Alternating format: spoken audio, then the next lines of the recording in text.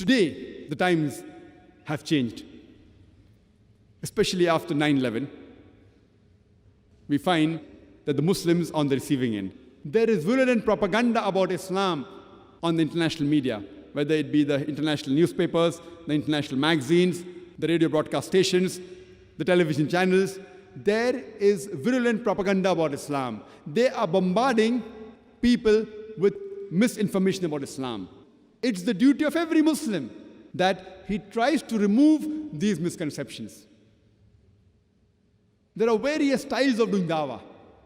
The most commonly used is that you speak 1,000 good things about Islam to a non-Muslim.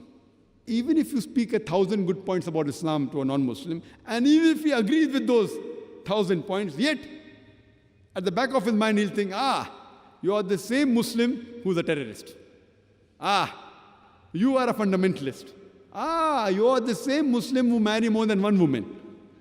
You are the Muslims who subjugate the woman by keeping her behind the veil.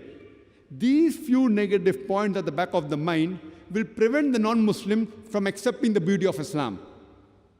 What I personally prefer, that whenever I meet a non-Muslim, I ask him upfront, what do you feel is wrong with Islam? With your limited knowledge, whether right or wrong, what do you feel is wrong with Islam?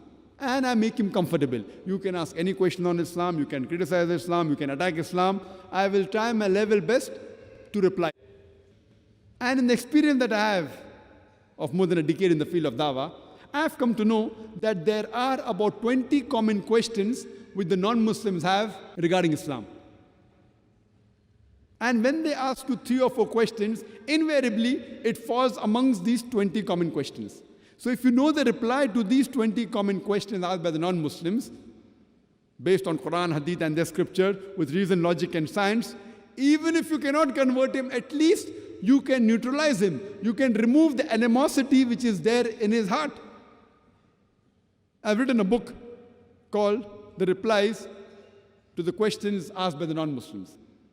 And these questions arise depending upon how the media portrays Islam.